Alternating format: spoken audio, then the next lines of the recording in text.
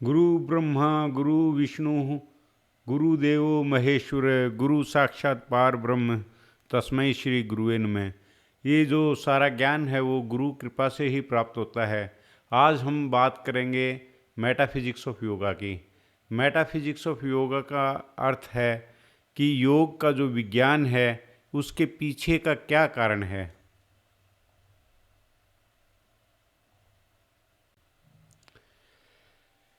योग का विषय आज के जीवन में सबसे रहस्यमय विषय है।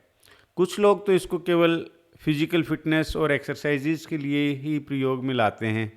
कुछ लोग अपने भाग दौड़ के जीवन में कुछ शांति प्राप्त करने के लिए इसे प्रयोग करते हैं, लेकिन इसका जो विज्ञान है वो बहुत ही गहन है। तो इसके विज्ञान को जानने के लिए इसके पीछे का क्या रहस्य है, क्या इसके पीछे के भौतिक सत्य हैं और अधिभौतिक सत्य हैं, उनको हम कहेंगे साइंस, फिजिक्स एंड मेटाफिजिक्स। फिर हम बात करेंगे कि कॉस्मिक माइंड क्या होता है, जिसको हम ब्रह्म के नाम से भी बुलाते हैं, और क्या ब्रह्म ही परमात्मा है, इसके बारे में भी हम जिक्र करेंगे। इसके अलावा हम जो बातचीत की भाषा जो यूज़ करते हैं आम दैनिक जीवन में, उसके कितने स्तर होते हैं। इसके अलावा ब्रह्मांड की अगर कोई भाषा है तो वो कौन सी भाषा है। इसके बाद हम बात करेंगे कि जो हमारे मानवीय चेतना के कितने स्तर हैं या कितने स्टेट्स हैं हम जिससे ज्ञान प्राप्त करते हैं, और जब ज्ञान प्राप्त करते हैं, हम कुछ भी चीज़ परसीव करते हैं, तो वो कितने प्रकार के होते हैं। हम भारत की सबसे गहन दर्शन जो सांख्य फिलॉसफी है उसके बारे में बात करेंगे। इससे ज़्यादा सटीक दर्शन कोई भी नहीं है। इसके अलावा हम बात करेंगे कॉग्निशन सेंटर की या मानव की चेतना की इकाई जिसे हम आत्मा भी कहते हैं, उसके बारे में बात करेंगे, और हमारी बुद्धि की कितनी अवस्थाएं होती हैं, और अगर योग होता है तो वो क्यों होता है। ये योग के बारे में जानने के लिए हम इसके बारे में भी थोड़ा सा इसके ऊपर प्रकाश डालेंगे। इसके अलावा हम बातचीत को ख़त्म करने से पहले हम योग के बारे में कुछ प्रश्न अगर आपके होंगे तो आप नीचे दिए गए कमेंट में लिख सकते हैं। मुझे खुशी होगी अगर मैं आपके प्रश्नों के कुछ उत्तर दे पाऊँ। Science, physics and metaphysics. हम आमतौर पर जब साइंस शब्द को जानते हैं तो हम सोचते हैं कि विज्ञान मतलब विशेष ज्ञान किसी भी चीज़ पर का। लेकिन जो साइंस शब्द की उत्पत्ति हुई है वो एक शब्द से हुई है, वो है सियंस। सियंस मतलब दर्शन, टू सी, उसका रूट है टू सी। जैसे कि एक शब्द होता है ओमनिशिएंट, जो ईश्वर के लिए प्रयोग में लाया जाता है कि वो सर्वज्ञानी है, तो ओमनिशिएंट मतलब वो सब कुछ देख सकता है। इसी प्रकार एक शब्द होता है सियर भी संत महात्माओं के लिए प्रयोग में लाया जाता है, दार्शनिक के लिए प्रयोग में लाया जाता है, और वो जो सियर होता है वो भी सब कुछ देख सकता है या महसूस कर सकता है या परसीव कर सकता है। तो साइंस सबसे पहले एक दर्शन के विषय में यूज़ होता था, लेकिन उसके बाद में जो भी एनालिटिकल कैपेबिलिटी है या एनालिसिस किया जाने लगा किसी भी चीज़ों का, भौतिक पदार्थों का, उनके लिए अब ज़्यादा प्रयोग में आता है। इसी प्रकार से फिजिक्स, जिसको हम भौतिकी के रूप में जानते हैं, जो कि मटेरियल साइंस जो है उसके बारे में ज़्यादा प्रकाश डालते हैं, जिसमें कि कोई भी चीज़ हम जिसको देख सकते हैं, छू सकते हैं, और वो कोई भी पदार्थ हैं, उनके विज्ञान के बारे में जो है वो भौतिकी है। और जो मेटाफिजिक्स है उसको कहते हैं पराभौतिकी, मतलब भौतिकी का भी कारण क्या है, भौतिकी के पीछे का भी विज्ञान क्या है, और ये भौतिकी के अलावा जो भी कोई विज्ञान है उसके बारे में हमें बताता है। जो चीज़ें हम नहीं देख सकते, जो कि मटेरियल नहीं हैं, जो कि केवल हमारा परसेप्शन है, या कोई एक ऐसा सेटअप है या डिज़ाइन है जो भौतिकी का भी कारण है, उसके बारे में, उसको हम कहते हैं मेटाफिजिक्स और पराभौतिकी।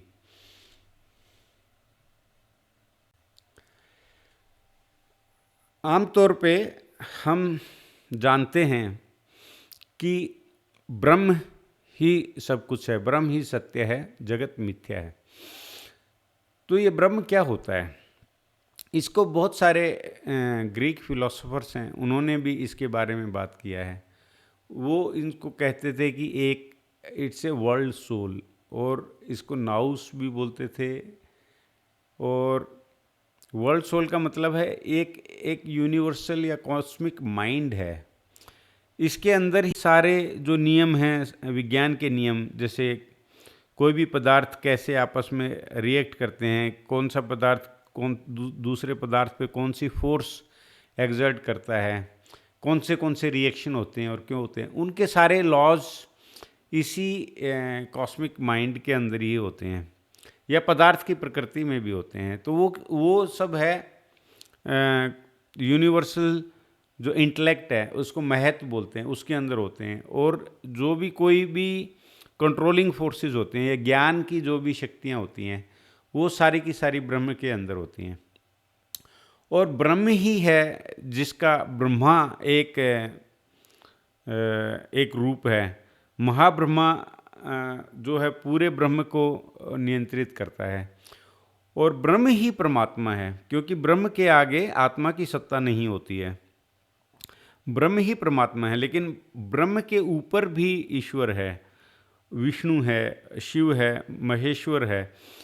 लेकिन हमारे लिए क्या है, ब्रह्म ही जो है एक ऐसी ऐसी सत्ता है जिसके थ्रू से जाने के बाद ही परमात्मा के दर्शन होते हैं और परमात्मा की प्राप्ति होती है, और सारे ज्ञान भी प्राप्त होता है। तो जो भी ये लॉज हैं इसके ब्रह्म के अंदर, जो नियम होते हैं पदार्थों से रिलेटेड, वो यूनिवर्सल इंटेलेक्ट या बुद्धि जिसको हम कहते हैं, उसमें होते हैं।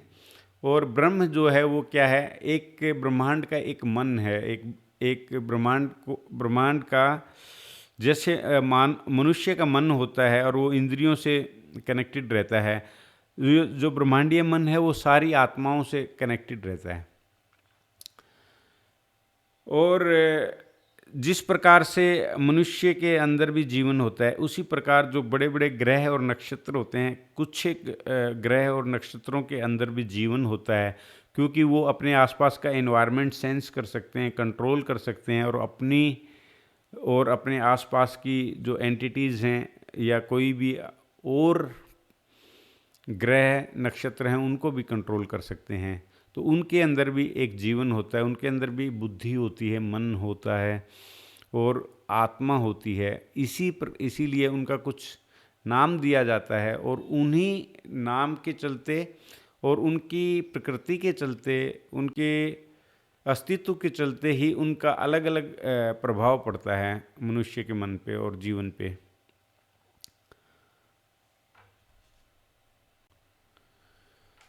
जो हम भाषा बोलते हैं, ये बहुत आवश्यक है कि हम अपना ज्ञान किसी दूसरे व्यक्ति को दे पाएँ। जो हमारा ज्ञान है वो पुस्तकों में भी लिखा जाए, कोई उसको और पढ़े और वो भी सीख जाए। तो मानवीय ज्ञान के प्रसारण के लिए भाषा बहुत ही उत्तम चीज़ है और बहुत ही ज़रूरी है। हम एक दूसरे को छोटी मोटी बात तो समझा सकते हैं इशारों में, संकेत में, लेकिन कोई डिटेल्ड बात बताने के लिए हमें शब्दों की आवश्यकता होती है। और जब हम जागृत अवस्था में होते हैं तो हम बोल सकते हैं और ये भाषा का प्रयोग कर सकते हैं। तो लेकिन भाषा के कितने गहरे तार जुड़े हुए हैं। तो भाषा को हम 4 भागों में बांट सकते हैं, जिसमें है वैखरी या वैक्षरी। ये जो वैक्षरी भाषा है, जिसके ज़रिए मेरी और आपकी बातचीत हो रही है, या हम एक दूसरे से जब भी अक्षरों के ज़रिए बात करते हैं तो उसको बोलते हैं वैक्षरी और या वैखरी भाषा। इसके अलावा मध्यमा है, अब जब हम बातचीत कर रहे हैं, ये जो शब्द निकल के आ रहे हैं, लेकिन हमारा गला तो इन शब्दों को नहीं जानता। वो गला तो केवल ये जानता है कि कितना हवा ज़्यादा देनी है, जीभ को कब मूव करना है। तो ये जो सब भाषा होती है, इसको हम मध्यमा बोलते हैं। ये एक इलेक्ट्रिकल इम्पल्सिस होते हैं जो हमारी टंग को, थ्रोट को, इन सबको कंट्रोल करके और ये शब्दों को निकालते हैं बाहर। इसके अलावा एक और भाषा है जो हमारे मन में होती है या हमारे मस्तिष्क में रहती है, उसको कहते हैं पश्यंती। पश्यंती का मतलब है जैसे ऑडियो, विजुअल। पश्यंती मोस्टली विजुअल। तो जैसे हमें स्वप्न में कुछ इमेजेस दिखाई देती हैं, कुछ समझ में आती हैं, कुछ नहीं आती हैं, और कुछ याद रहती हैं, कुछ नहीं रहती हैं। तो ये जो भी इंफॉर्मेशन हमारे मस्तिष्क में जो स्टोर होती है, वो केवल विजुअल या लाइट इम्पल्सिस के अंदर होती है। तो उसको हम पश्यंती बोलते हैं। और इस बात का ज्ञान हमारे ऋषियों, महर्षियों को भी था, और उन्होंने इस बात को लिखा कि पश्यंती भाषा है, जो पश्य मतलब टू सी, देखने की भाषा। क्योंकि 80 से 85% तक जितने भी हमारी समझ है, जितना भी हमारा परसेप्शन है, वो देखने से ही होता है। जागृत अवस्था में वो देखने से ही हमें इंफॉर्मेशन प्राप्त होती है। इसके अलावा भी एक भाषा है जिसको हम परा भाषा कहते हैं। परा मतलब जिसको हम नहीं जानते, जिसको हम एक्सप्रेस नहीं कर सकते। वो भाषा है ब्रह्मांड की भाषा है। वो है भाषा है जिससे ईश्वर की अनुभूति होती है। उसी से भाषा से देवी देवताओं की, पितरों की अनुभूति होती है। उसी भाषा से हमें ब्रह्मांडीय संदेश प्राप्त होते हैं। उसी भाषा से टेलीपैथी इत्यादि लैंग्वेजेस जो है वो उस प्रकार के प्रकरण होते हैं। तो ये पराभाषा के बारे में भी लिखा गया है, जो कि आज के विज्ञान में इसका कोई अस्तित्व नहीं है, लेकिन मेटाफिजिक्स में पूरा मेटाफिजिक्स ही पराभाषा पे लिखा गया है।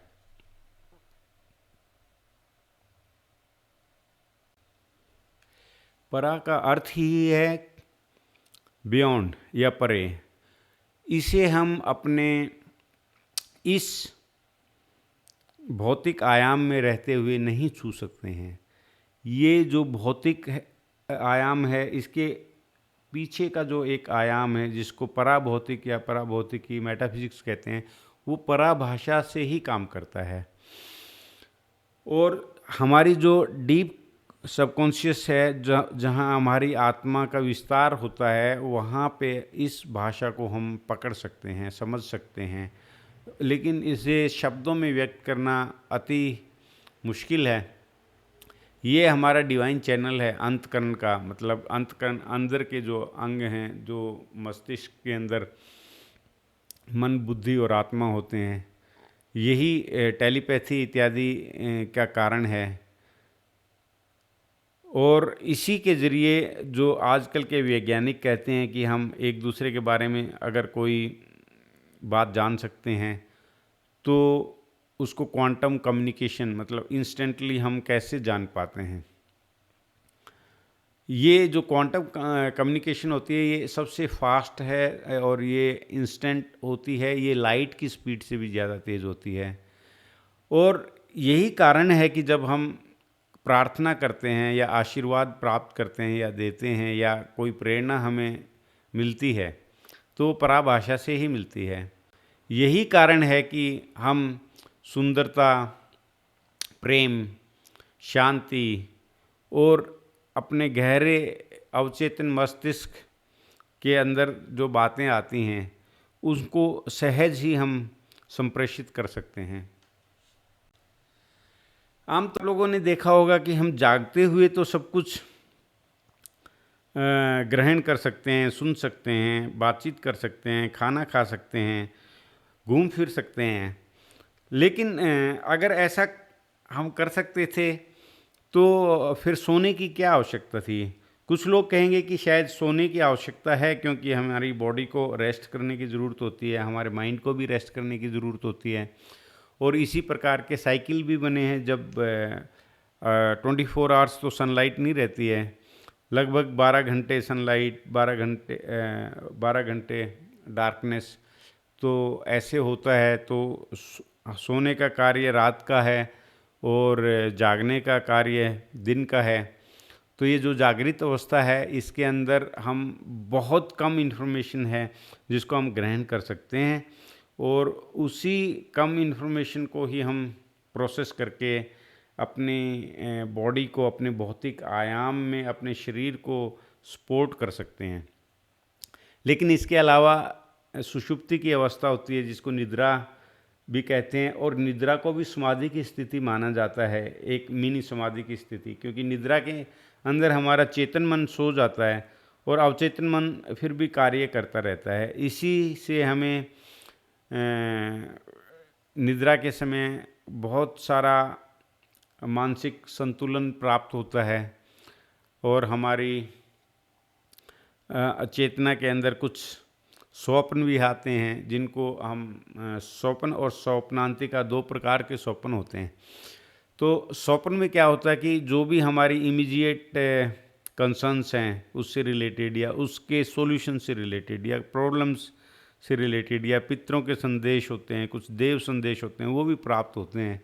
इसके अलावा जो स्वप्नांतिका होती है उसको ल्यूसिड ड्रीमिंग भी बोलते हैं। ल्यूसिड ड्रीमिंग का अर्थ है कि ऐसा स्वप्न जिसके अंदर हम आधे जागृत होते हैं और हम कह सकते हैं कि हमें ये काम करना, ये नहीं करना, और उस स्वप्न को अपने हिसाब से हम घुमा फिरा कर सकते हैं।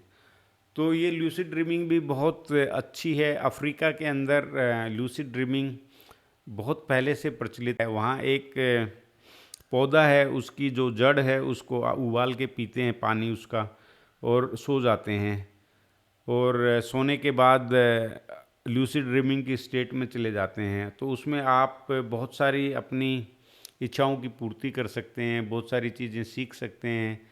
तो ल्यूसिड ड्रीमिंग भी एक काफ़ी अनटच्ड सब्जेक्ट है अभी तक। इसके अलावा हमारी चेतना की अलग अलग अवस्थाएं होती हैं, जैसे कि समाधि की स्थिति। वो समाधि और तुरिया एक ही चीज़ है, इसको फोर्थ स्टेट ऑफ कॉन्शियसनेस भी बोलते हैं। जो तुरिया है, मतलब तुरिया का मतलब ही चतुर्थ शब्द से आया है, तो मतलब the fourth state of consciousness after waking sleep dream is समाधि। और तुरियातीत जो अवस्था होती है वो ईश्वर की अवस्था है, वो ब्रह्म की अवस्था है। और जैसे ही हम तुरिया में जाते हैं, हम तुरियातीत अवस्था से एक संपर्क स्थापित कर सकते हैं, जिससे भी जितने भी योगी हैं, जितने भी ज्ञानी पुरुष हैं जो आगे की बातें बताते हैं और कुछ कुछ संदेश मानवता के लिए लेके आते हैं, वो ब्रह्म से ही अपना संपर्क स्थापित करते हैं। और आकाशिक रिकॉर्ड वगैरह जो भी इस प्रकार के नए नए स्पिरिचुअल टेक्निक्स हैं, इसके अंदर ये तुरिया की अवस्था में प्राप्त होने के बाद ही वो हमें ज्ञान प्राप्त होता है। ये गहरे अवचेतन मन में जाने से समाधि की स्थिति आती है, और ये हिप्नोटिज्म के माध्यम से भी संभव है, योग के माध्यम से संभव है, जो सबसे उत्तम साधन है।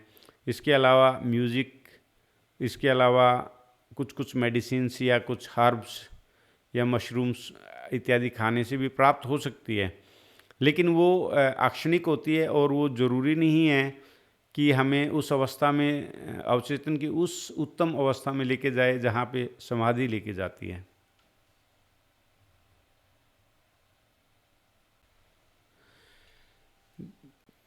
जो भी हम देखते हैं वो हमारी आँखें कुछ दृश्य देखती हैं, कान कुछ शब्द सुनते हैं, त्वचा कुछ महसूस करती है, जीभ कुछ टेस्ट करती है, नाक कुछ सूंघता है। लेकिन ये सब चीज़ें एक इलेक्ट्रिकल सिग्नल के ज़रिए हमारे मस्तिष्क में जाती हैं। वहाँ पे हमारा मन इनको सबको संप्रेषित करता है, एक साथ करता है, और हमें ये जो पूरा संसार है एक 3D वीडियो की तरह प्रतीत होता है। लेकिन ये संसार ऐसा है जो जैसा इसको मन देखता है। ये बाहर ऐसा है कि नहीं है, वो थोड़ा अलग भी हो सकता है, लेकिन मन हमें ऐसा संसार की प्रतीति करवाता है। तो इसको कहते हैं परसेप्शन, कि हम कैसे परसीव करते हैं, ग्रहण कैसे करते हैं सूचनाओं को। तो एक होता है इमीडिएट और डायरेक्ट परसेप्शन जिसको बोलते हैं। डायरेक्ट परसेप्शन में हमें इंद्रियों की आवश्यकता नहीं होती। वो क्या होता है, जो दृष्टा होता है वो देख सकता है, वो डायरेक्टली देख सकता है। ये ऐसी ऐसी अवस्था लगभग समाधि की स्थिति में ही प्राप्त होती है। इसके अलावा ये, हाँ, इसको अनुभव भी कहते हैं। अनु मतलब किसी चीज़ को हम छोटा करते हैं, भाव मतलब जो बाहर की भाव या फोर्सेस हैं, भाव, तो उसको हम डायरेक्टली परसीव कर लेते हैं। एंड इसको हम अपने स्मृति में ग्रहण कर लेते हैं। और डायरेक्ट परसेप्शन समाधि में आता है, निर्विकल्प समाधि और सविकल्प समाधि में आता है। इसको बोलते हैं इनडिस्क्रिमिनेट और डिस्क्रिमिनेट। सविकल्प में हम किसी चीज़ से कोई चीज़ को कंपेयर कर सकते हैं, और निर्विकल्प में वो डायरेक्टली उस चीज़ का एड्रेस, उसका रूप, गुण, गंध, स्पर्श इत्यादि हमें प्राप्त हो जाता है, लेकिन हम उसको कंपेयर नहीं कर सकते, उसका कोई विकल्प नहीं है। और हम सविकल्प में किसी भी चीज़ को रिकग्नाइज कर सकते हैं, उसके डिस्टिंग्विशिंग फीचर्स को देख के। वो लाइट है कि वो किसी रूप को दर्शाती है, तो वो सविकल्प समाधि में ऐसा हमें मिल जाता है। इसी प्रकार से एक होता है मीडिएट या through the medium of senses. जो भी परसेप्शन हम नॉर्मल जागृत अवस्था में प्राप्त करते हैं उसको मीडिएट और इनडायरेक्ट परसेप्शन भी हम कहते हैं। जो सांख्य फिलॉसफी है उसको सांख्य फिलॉसफी क्यों कहते हैं? क्योंकि सांख्य फिलॉसफी में ब्रह्मांड में जितने भी तत्व हैं उनको संख्याबद्ध किया गया है, और वो बोले कि इतने ही तत्व हैं जिनका जो मुख्य कारक हैं। उनके छोटे कारक हो सकते हैं, लेकिन हमारी समझ के लिए, हमारे दर्शन के लिए वो कारक जो है उस ब्रह्मांड को समझाने के लिए बहुत ही उत्तम है, और इसीलिए उनको संख्या उनकी निहित है। वो जो सांख्य फिलॉसफी, इसलिए इसका नाम पड़ा है।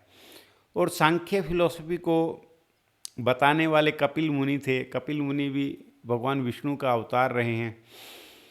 और गीता में श्री कृष्ण स्वयं कहते हैं, अश्वत्थ है सर्ववृक्षाणाम देवा ऋषिणाम च नारद है गंधर्वाणाम चित्रथ है सिद्धानाम कपिलो मुनि। सभी पेड़ों में अश्वत्थ, जो पीपल का पेड़ है, वो सर्वोत्तम है। सभी देव ऋषियों में नारद मुनि सर्वोत्तम हैं। सभी गंधर्वों में चित्रथ, जो गंधर्वों के राजा हैं, वो सर्वोत्तम हैं। और सभी सिद्ध मुनियों में जो कपिल मुनि हैं वो सबसे सिद्ध हैं। तो इस प्रकार से जो सांख्य फिलॉसफी है जो कपिल मुनि ने दी है, उसकी हमें यहाँ पे सिद्धि मिलती है। यथा सांख्ये प्राप्यते स्थानम तद्यो गैरपि गम्यते एकम सांख्यम च योगम च ये पश्यन्ति स पश्यति। जो हम अवस्था प्राप्त करते हैं सांख्य से, वही हम योग से भी प्राप्त करते हैं।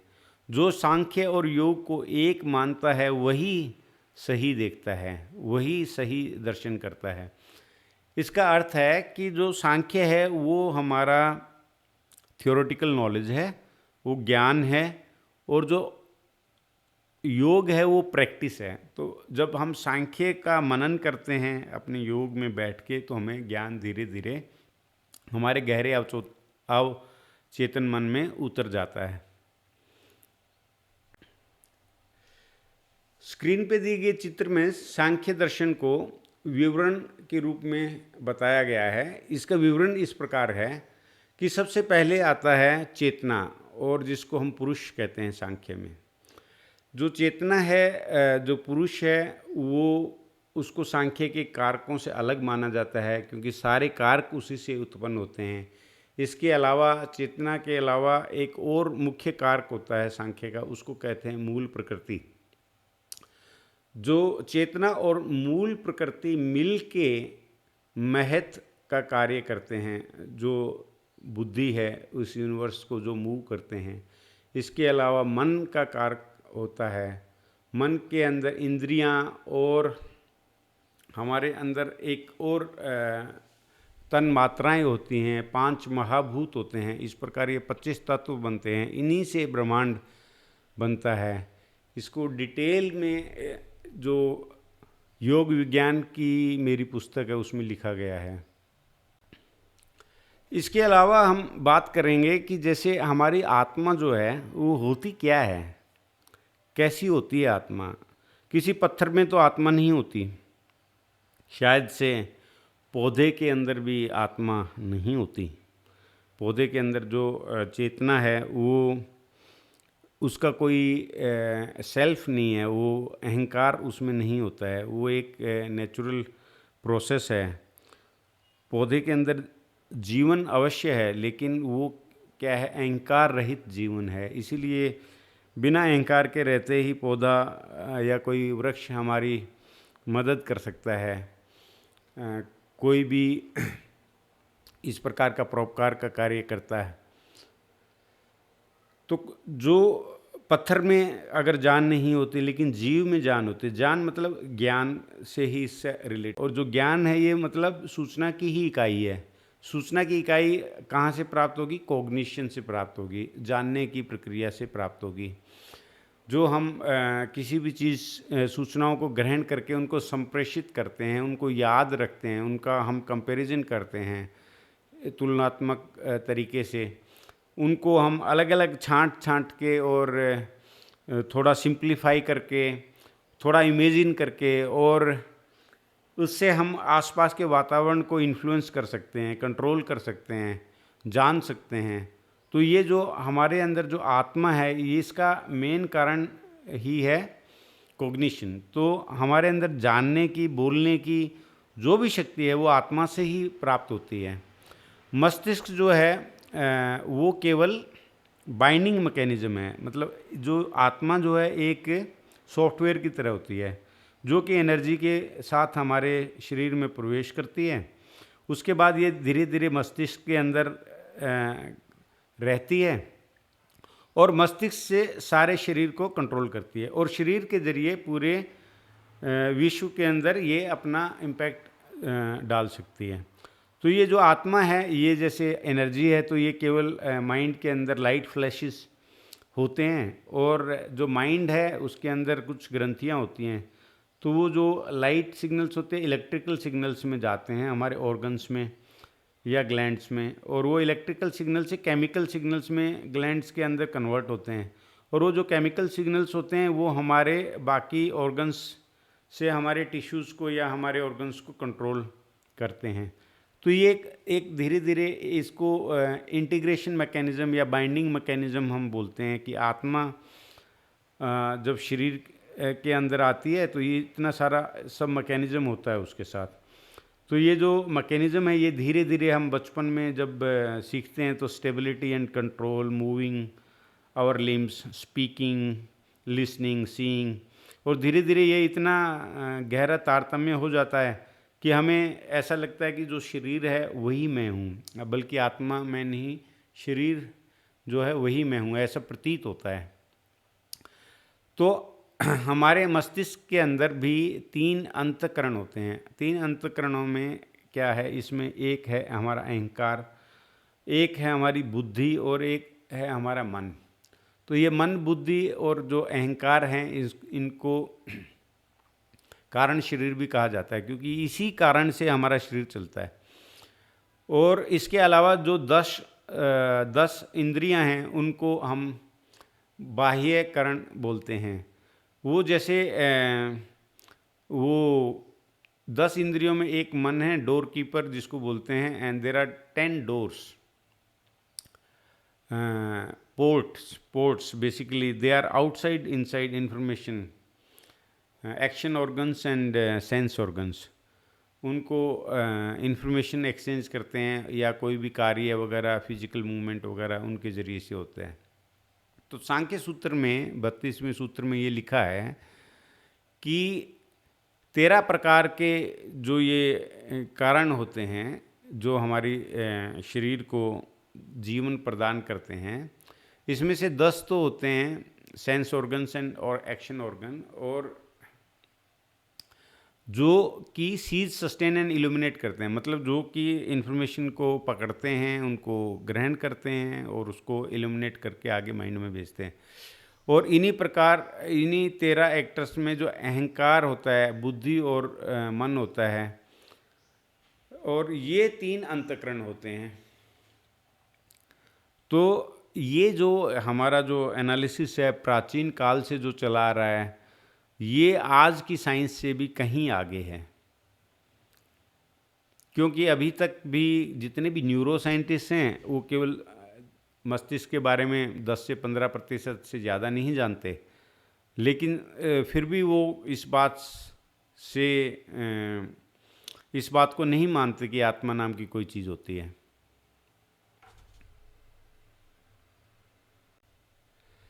तो जो योग फिर होता है, तो इसमें क्या होता है? तो योग क्या है? आत्मा और ब्रह्म का मिलन है। उसका एक योग मतलब उन युज धातु से जो आता है, उनका एक जुड़ाव है।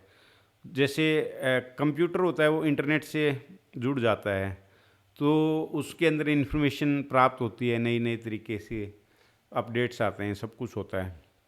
इसी प्रकार जब हमारा मस्तिष्क नहीं, हमारी जब आत्मा ब्रह्म से मिल जाती है, उस अवस्था को हम योग कहते हैं।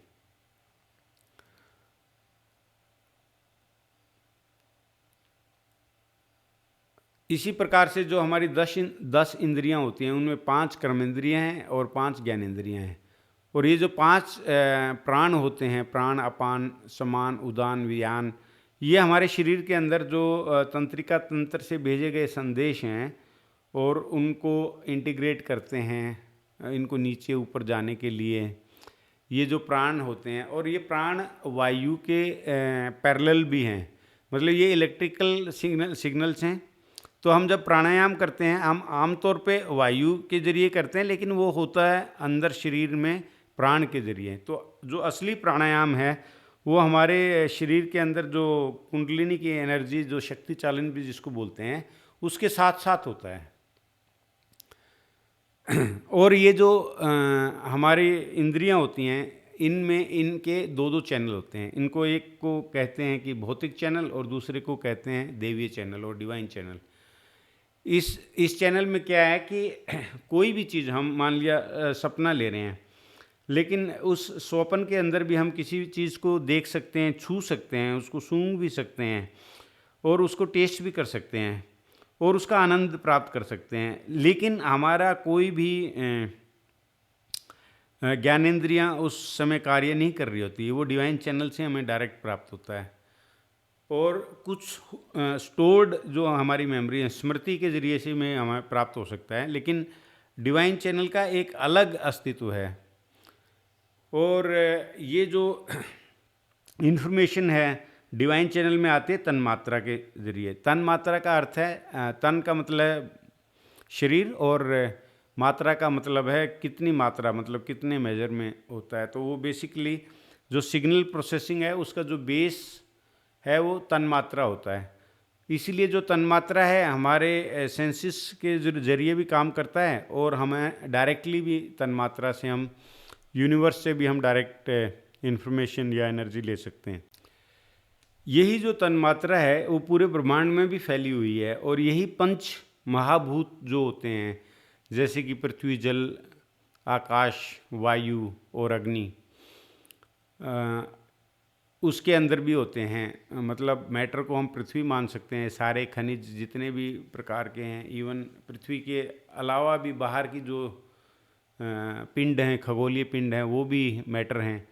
और इसके अंदर लिक्विड भी हैं, और लिक्विड के अलावा आकाश मतलब स्पेस, वायु, हवा या एयर, और अग्नि। और इसके अलावा जो अग्नि है वो ब्रिलियंस या एनर्जी को भी रिप्रेजेंट करती है। जो तन्मात्रा है वो बहुत जगह फैली हुई है, और उसी के ज़रिए पूरा ब्रह्मांडीय जो कम्युनिकेशन है, जो संचार है, वो होता है तन्मात्रा के ज़रिए। और तन्मात्रा से ही हम परसीव भी करते हैं। और डायरेक्ट अगर हमें कोई इन्फॉर्मेशन मिलती है ईश्वर से या किसी देव से, वो तन्मात्रा के चैनल के जरिए पराभाषा के रूप में हमारे मस्तिष्क में आएगी। कुछ वो पराभाषा में रहेगी तो रहेगी, नहीं तो कुछ पश्यंती में बदल के हमें उस कुछ प्रतीति उसकी हो जाएगी, और पश्यंती के बाद हम उसको मध्यमा व एक्सरे के जरिए लोगों को बता सकते हैं। तो ऐसी हमारी तन्मात्रा होती है। तो ये जो डायग्राम है, इसमें पुरुष और प्रकृति जो इनवोल्यूट है, मतलब वो क्या है, वो किसी से पैदा नहीं हुए, इसके हिसाब से मूल प्रकृति और पुरुष।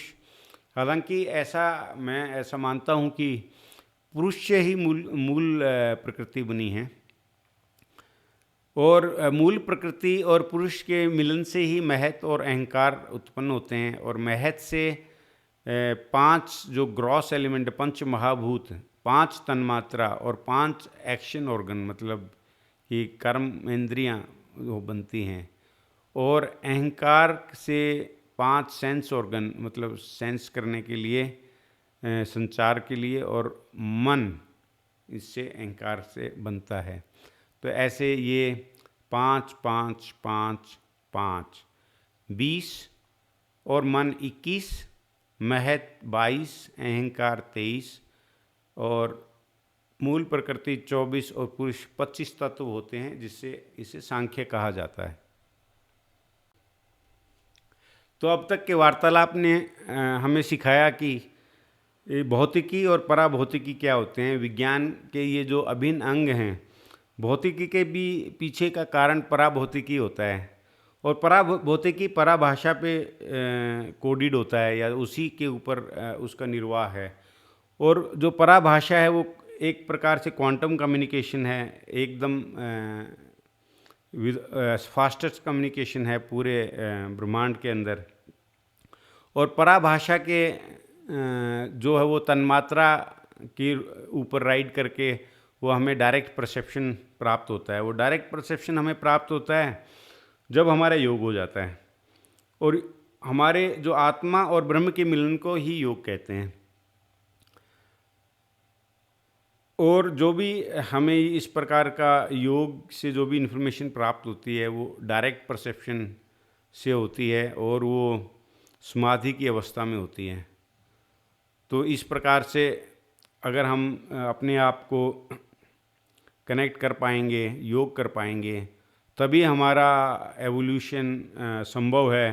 तभी हम पूरे परिप्रेक्ष्य को भली भांति जान सकते हैं, समझ सकते हैं, उसके हिसाब से अपना विकास कर सकते हैं। हम अपनी विकास के साथ साथ अपने साथ वाले लोगों का भी विकास कर सकते हैं। तो ये जो ज्ञान है, ये ऐसा ज्ञान है कि इसके जरिए हमारी बुद्धि का, मन का, आत्मा का विकास होता है। तो ये इसको हम कहते हैं आत्मज्ञान से ब्रह्म ज्ञान। जब हम अपने आप को पहचान लेते हैं तो हम ब्रह्म को भी पहचान लेते हैं।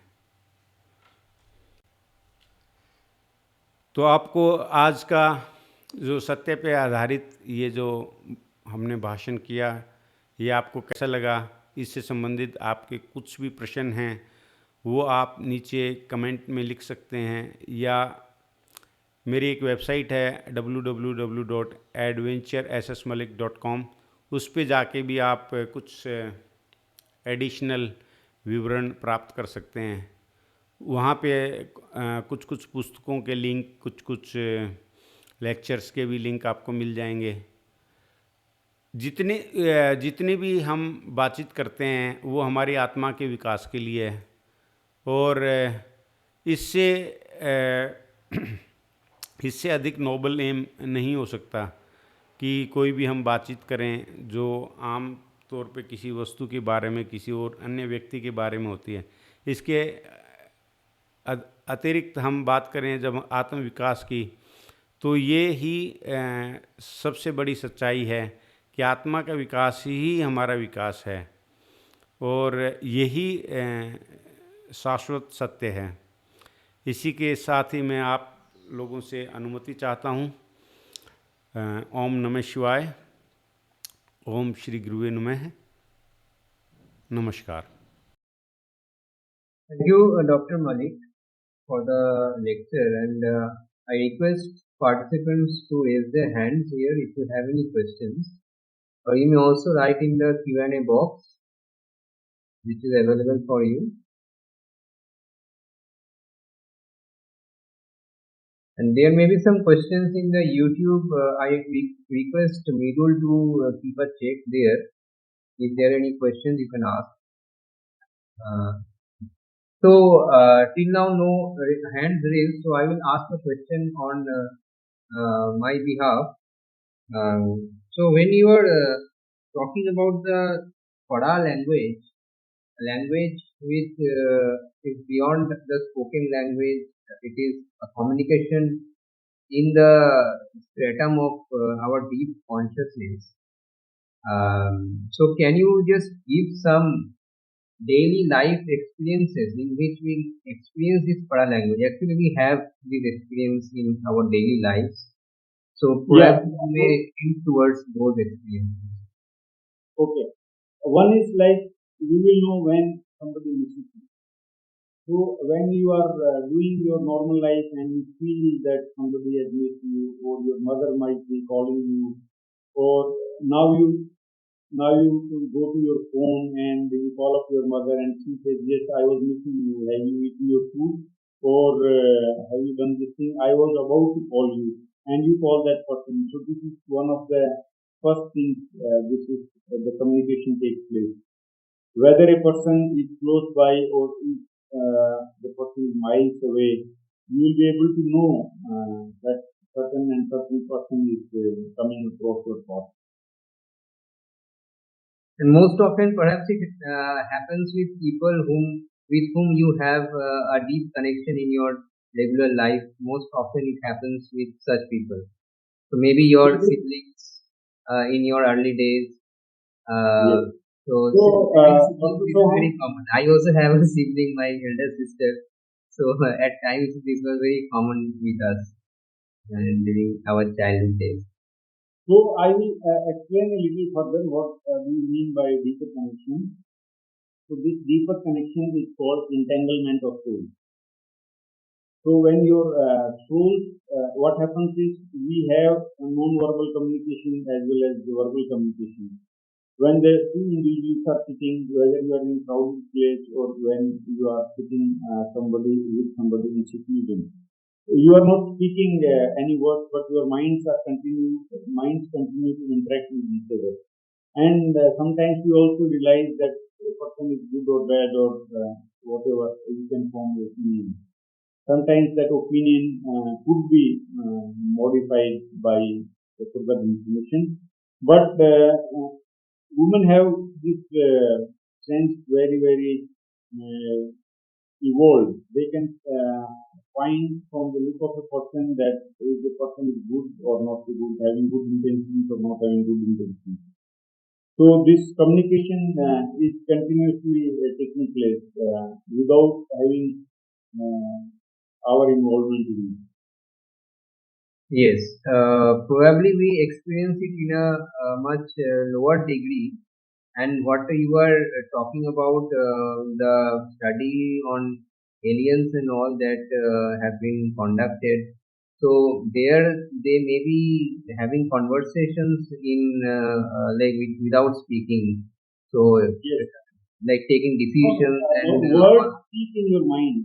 Basically, the alien, somebody has encountered alien said, please do not worry, I am not here to harm you. And a certain message they say, in one of the occasions, they gave a message to somebody that your world is risking a nuclear conflict or something like this. Some message will come to you. So I see some hands raised now. So we have Kumar here, so who is a very regular participant in our series, and in every series he interacts with the speaker and engages with them. So I will unmute him, and Kumar, you can ask your question. Can you hear me? Yes, you are perfectly. Thank you. I have three questions, and I'm not sure in what what way should I be expressing them? My first question is ahamkara the same as ego? That's number one. Number two, what are the channels to reach ahamkara? And number three, what are the channels to reach cosmic consciousness? And how do we know that they are blocked? And are there means to unblock them? So these are three questions. I don't even know how they are interrelated, but they just came to my mind. Thank you. Okay. So, Ahamkara is basically identity, and identity is neither good, bad, or whatever. So, what Then happens? maybe you can be a bit louder. Your voice is becoming less in volume. Identity is neither good or bad, or we cannot assign anything to it. Identity is necessary. It is given by Prakriti to us. It is not our consciousness. It is a psychological construct. It is a software construct which tells us this is us. So when we associate this identity with something which it is not, incorrectly, so then what happens is when the misperception starts to rise. And when we give over importance to identity, and identity having no purpose except for maintenance of soul, so then that identity starts becoming a cage in which the soul will remain there, and it will separate from the cosmic consciousness. So it acts as a block. Now, to reach identity and to know yourself, to know your identity, you must focus from your childhood to the time now. From the childhood, you know who you are, what do you want to do in your life, and as you proceed along the life, your thoughts change, your input change, your experiences change, but you remain the same. Your identity remains the same. This is how we identify identity from other type of thinking. So when identity can be a block, identity has to be played down and it has to be identified correctly. Now coming to your third question, what is the channel to connect to the consciousness or the universal consciousness or cosmic consciousness? By reaching the alternative state of consciousness. Basically, when we have to see, we have to open our eyes and we have to glance at the surroundings and receive the photons, and then we will be able to see. Similarly, to connect with the cosmic consciousness, we have to open our eyes. Open our eyes in the sense we have to reach that state of consciousness, which is known as samadhi or the turiya. Through turiya only we can reach the cosmic consciousness. And there is also a very interesting thing. There is in scripture a rishi asks, how do I know when I reach the conscious or consciousness? When I have connected, when I know the yoga is fulfilled, is it clear or not? How do I know? So the other rishi answers to his question when you start feeling the enjoyment. Basically, when you feel the ananda and you feel the coherence and you feel your questions are being answered and you are able to understand things. So this is the indication that you have a connection to the cosmic consciousness. Whether you go through bhakti, go through the songs and kirtan or dance or anything or any activity, and in that activity, if you are able to transcend from your normal waking state to the alternative state of consciousness, which is known as samadhi, you will be able to connect with the cosmic consciousness. Is the ego the same as ahamkara? And how do we get rid of our ego? Ego is neither a good thing or a bad thing. It is a required thing. There is no need to get rid of it if you have the proper knowledge at the proper time it will get rid of itself automatically. So only thing is we have to be careful not to associate the ego with something it is not. Like what? Whatever, it is only identity. It is a software construct. If we give over importance to ourselves, like me and mine and I, over importance. I will say importance, over importance. So, and if we do not behave in that manner, then ego will become a obstruction. Otherwise, it is a great thing. Thank you. How do you evolve otherwise if you don't know whom you are evolving? Let us go to the next question. Parag Samuel is here. I will unmute Parag. You can ask your question. Am I audible? Yes. Uh, I I have few questions, but I would begin with one thing first.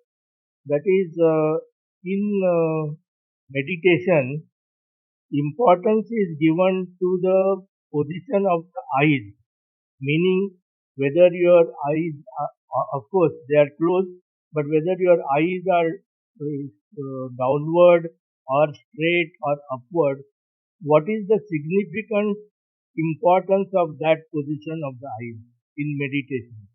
Okay. Since our orientation in the space in this world is mostly through the eyes, 80% of information what we receive from this world is through the eyes. Rest we receive from other senses. So eyes are our primary sensor. So when we close eyes, that means we are cutting off those 80% input firstly. So then comes the position of the eyes. So position of the eyes, when eyes are focused, are focusing their energy on the pineal gland, that is center of the forehead and little behind it. Then what happens is our entire energy is focusing on the central point of our mind, our consciousness, and it is being there, and it will go into the alternative state of consciousness quickly. Whereas if we keep looking in front, eyes are not focused correctly, then thoughts will keep coming to our mind. And if eyes look down and we keep focusing there, then ultimately we go into a state of sleep. Thank you very much for your explanation. But then further question comes to my mind Okay. that this is what we call it from Kriya Yoga point of view, Yeah. that how you are attending, giving attention to your centers and then going up into Sahasrara and also beyond Sahasrara. So these are when the eyes need to be focused in on the pineal or what we call is at Ajna Chakra. But is it a Sahaja Samadhi condition or is it implied through certain actions? Okay. Sahaj Samadhi is stoppage of chittavritti. Basically, you stop everything simply. Simply means without any particular exercises, you just learn to do it. It could happen by accident, by chance, by effort, and it may not even happen. That means Sahaj without having any particular exercises. Whereas Kriya has got particular exercises in that you repeat those exercises, and once you follow this pattern, at a point which you may not know, whichever point that comes, you will be lost in time and space. You will disappear from the waking state into the alternative state of consciousness, and then the further progress will start. Thank you for your explanation. The further question follows. Now, in this condition, what we talk about is giving mind uh, a particular attention, and wherever the mind is attending to, the prana flows in that direction because they are linked together. So, but it is said that in Jnana Yoga, Manonash is important. So, if your mind is already destroyed or killed, how can you attend to this particular activity to reach to the superconscious state? Okay, I will answer your question. That means basically when we are closing our mind, we are sitting still, we are not paying attention to any sound. That means we are cutting off the first 10 organs. When we cut off the first 10 organs, that we are not receiving any information from them, thus Indriya, so 10 organs are cut off. So when 10 Indriyas are cut off, that means mind which is having input from the 10 Indriyas, and it is a center of fusion of these inputs together in information cycles. So the mind automatically shrinks. So when the 10 Indriyas stop giving information, and after a time, the mind will have no sense what to process, and mind will also diminish. So when the mind diminishes, then the intellect will start making plans of the future. Then it will be free to discover itself. And then you say, okay, stop, you also stop. And then the intellect also is made busy in some action or some kriya, and it also stops. Then comes chitta. And chitta now wants everything. It will want some siddhi, it will want something particular result out of this meditation. It will want to reach quickly to that stage where it wants to go. And so at a point, then chitta will also disappear. So the kriya, if it is done properly, so that all of these three will get busy. And man is basically, it is like if Indriyas are cut off, then it is half dead already. So, and with time, again, it has got nothing to do, and its favorite subjects are not available, which are known as vishyas. If they are not available, then it is already in a state where it will not disturb you any further. Thank you for your explanation. The further question follows. You have mentioned about wanting something at different states of our attention. Yes. Say, so this wanting itself is a sankalpa, but sankalpa is supposed to be the hindrance to the moksha. So how is it permanent if all these experiences that you mentioned, I have gone through those experiences myself, and to highlight these experiences, what you spoke about, are you in that experience right now? No. So that means those experiences are not permanent, and the core purpose of the yogic practices or whatever we do or we don't do is the union of the Jivatma and Paramatma. So that is not achieved by getting those experiences. Can you highlight on this? Okay, sir. I will highlight this by firstly explaining to you what is the nature of thought. Nature of thought is by concentration. Basically, thought moves in the psyche. When we attach ourselves to any object is external, it will always remain outside. The image of the object and a word attached to this object will remain inside our mind. So this object and the name will remain attached, and it will be continuously revisited by the mind.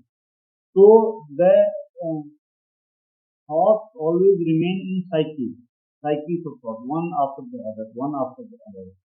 So all these desires of the mind, desires of the intellect, and desires of the consciousness or the system, all these desires, when we go through it time by time, one by one, they will either expand or they will diminish. So if we say, okay, we have driven whatever learning which we had to drive from these desires, and they are not no longer required, being there, done that, so they will automatically start to vanish. And when they start to vanish, then the further progress will continue to happen. So at one point of time, when you know everything, you have experience of jnana and connection, then you will know these experiences were required for particular state and particular stage. And now I have already done that, being there, how many times more I am going to do it. So there is no point. Let's move to the better experiences or the higher experiences. And now comes the question that these experiences are only Landmark. ephemeral or small time, or they do not last longer. So in this, what happens is that their timings will start to increase. Like right now, I am having certain feelings in my mind, and I am able to feel that I am not in samadhi because I am talking to you and I am using my indriyas and everything, but still I am very close to you. I can feel that continuously. And this joy which you drive out of like being a union, and you can feel it anytime, even traveling, even looking outside. Sometimes it will also happen that your sense organs will not hinder those experiences.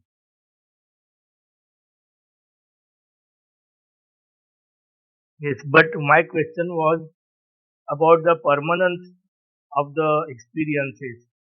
And if that is not permanent, then the core requirement of Jivatma uniting with the Paramatma is not achieved. Okay, I will answer your question. I think, sir, I think maybe you can take this question offline because we are conversing with one particular person for a long time now. Okay. I will connect Parag with you, and you can have a conversation together on this topic later on. We have some other interesting questions. So I will pose one question which I think we have from YouTube. So the question is, do we have validation methods for the metaphysics of yoga?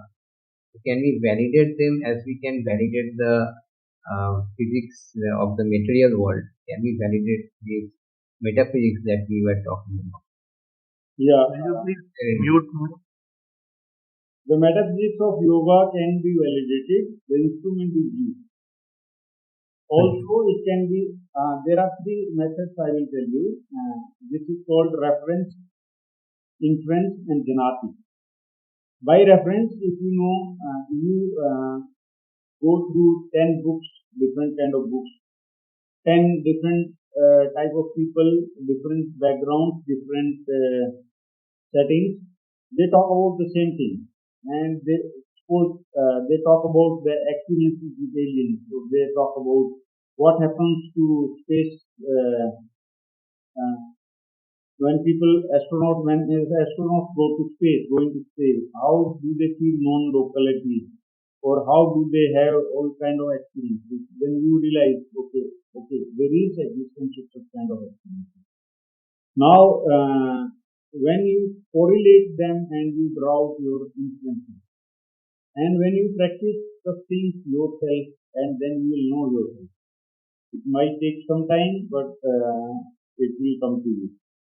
So you are the instrument in this laboratory of metaphysics.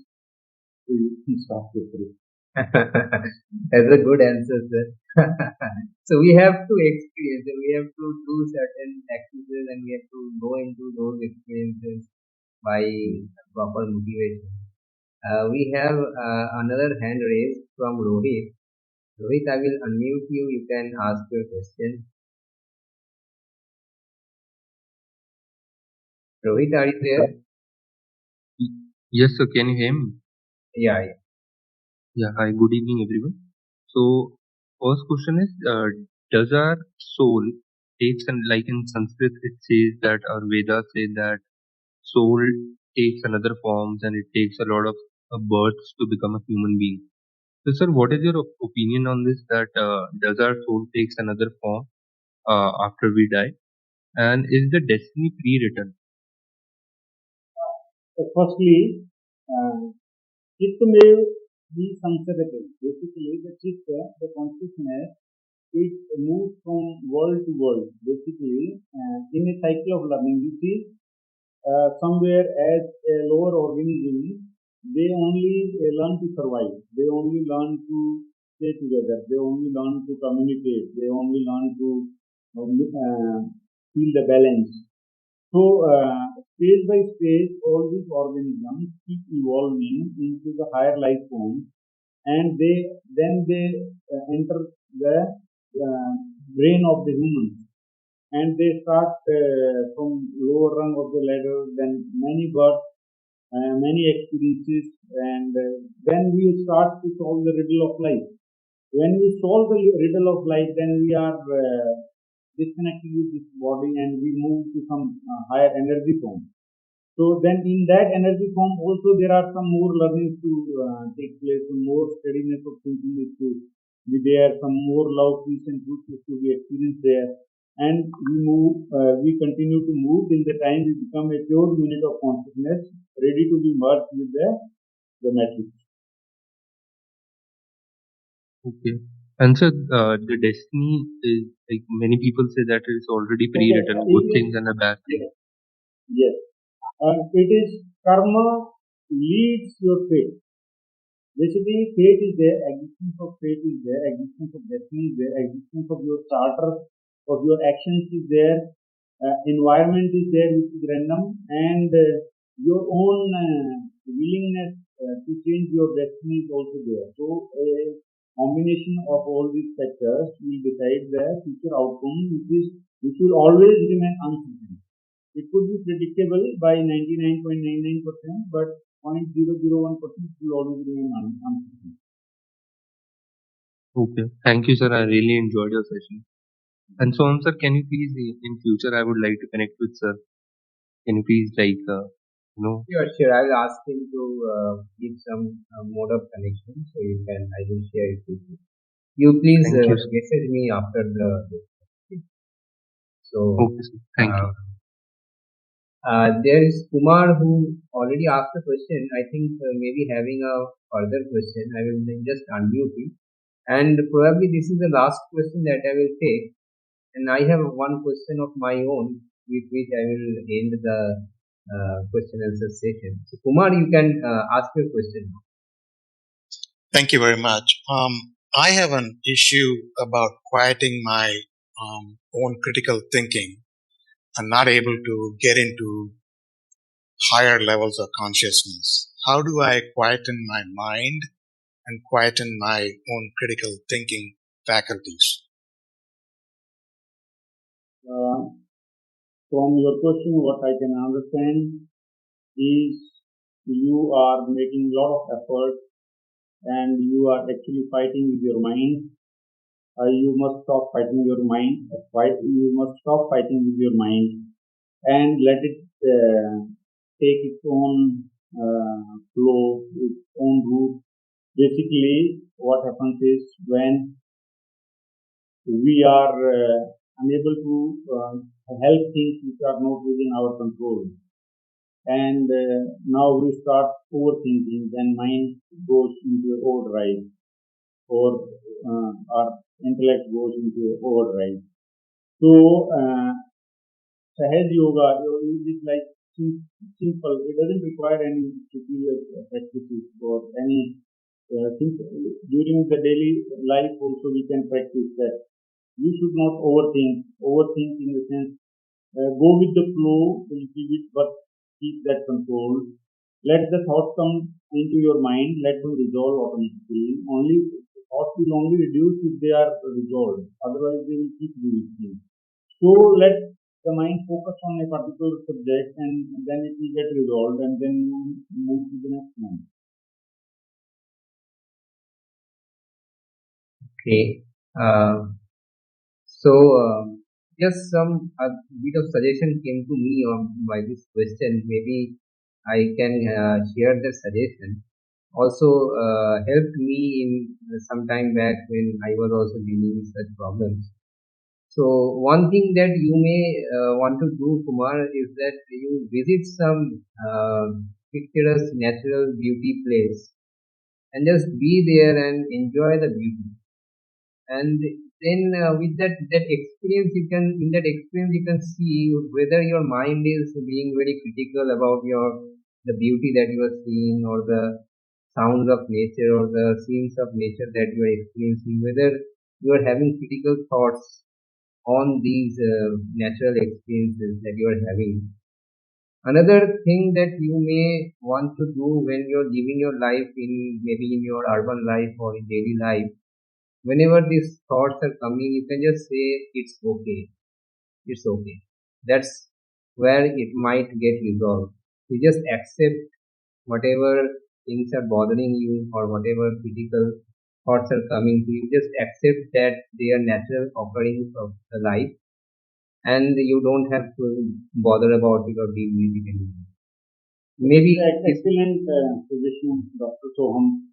In fact, I had a near-death experience once, and when you die, the dreamlets flash in front of your eyes. These dreamlets are actually from your life, like a picture is being played in front of you. So, if we have a beautiful life in which all these pictures are beautiful, so we will be that much better. So, if we have to collect experiences here on earth, we must collect experiences which are beautiful.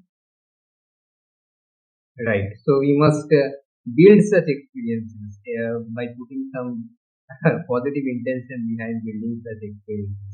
Right. Okay, my last question was there. Actually, it is not a question, but probably a suggestion to you may give to all. Since understanding the metaphysics of yoga requires the understanding of the Sankhya philosophy, so would you like to recommend a reading where we may understand the Sankhya in a more easy language, not going too much into the Sanskrit or into too much technical things? Maybe some version or some book is there which people can start reading, get some exposure to the Sankhya philosophy, gain some understanding. Yeah, I have also mentioned Sankhya philosophy in not only Science of Yoga, but also in this book, which is The Logic of Every Being. So this book has got 5 sections. All the repository of human knowledge is in 4 pillars. One is religion, then philosophy, then it is science, and then spirituality. These 4 pillars contain all whatever we know about humanity, or the history, or the sociology, or everything. So philosophy and science and everything. So based on all those 4 pillars of the knowledge, I have made a picture of reality, which is in the 5th section of this book. So it describes the purpose of human life also. So this is how I have also integrated Sankhya philosophy into the picture of reality. Okay, sir. So with this, I think we are at the end of the session, and I would request. Okay, there is one more question, one more hands up. So would you like to have a question? One more question, or No problem. I think it is. huh? Yes, I can answer. Yeah. Okay. So Pankaj, this is the last question. So please do not have any other hands raised. So Pankaj, you just vanished. So would you like to have a question asked? Pankaj is not raising his hands anymore, but Kulbhushan has raised his hand. So this is the last question. So please, okay, Pankaj is also there. So Pankaj, I will take this question, and this is the last question. So we'll close the session now after Pankaj. Okay, you can ask your question, Pankaj. Not a question. Somebody else can ask question. I was just asking the writer of the logic of every being. I didn't see the writer. Definitely. Okay. Yeah, okay. So The writer is Dr. Satindra Singh Malik himself. Okay. So, the book probably in Amazon or somewhere. It is there on the Kindle, but it is coming up with the Garuda Prakasham. Thank you, Doctor. Okay. Okay, so with this, I think we will end the session, and I request Mridul to offer the vote of thanks and formally end the session. Very first, we thank Satendra Malik ji for accepting our invitation and adjusting his routine to make time for this lecture. I'm sure this lecture would have given a lot of takeaways to the audience. Coming to the audience, we must extend our heartfelt thanks and gratitude to the overwhelming support we have obtained from them for our lecture series, with the registration mark crossing over 300. The success of this lecture series cannot be possible without your overwhelming support. Also, we thank our director, Professor K.K. Pant, and our Dean of Academic Affairs, Professor Apurva Kumar Sharma, for lending their constant support to our efforts. We thank Professor Anil Kumar Gaurishetty for his able leadership to the IKS committee of IIT Roorkee and being a source of encouragement and enthusiasm for all of us. We also thank the various IIT Roorkee authorities and officers who had always been available to solve our problems and extend their support in organizing the lecture series. We must thank all the IKS student volunteers for all the background work carried out for the successful conduction of the program, starting from managing email communications to setting up webinar sessions. Also, special thanks to Raghudev Bhaiya for creating the beautiful invocation video, lending his own voice in the recitation. Apologies to anyone whom I may have missed, but our heartfelt thanks extend to one and all who came together to make the event a success. Thanking again our esteemed speaker for sharing his knowledge and insights with us, I declare this session closed. Our next session is on 4th of August, for which communication will be sent in due time. We officially end the session with a Shanti Mantra recitation, for which I request Khushi to take over.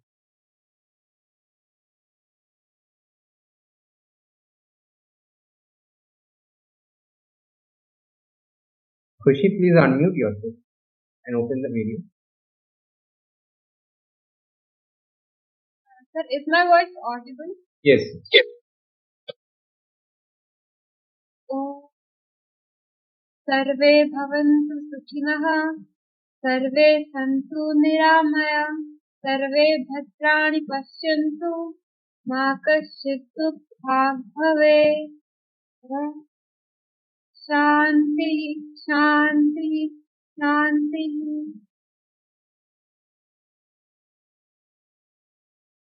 Thank you for being here. We close the session now.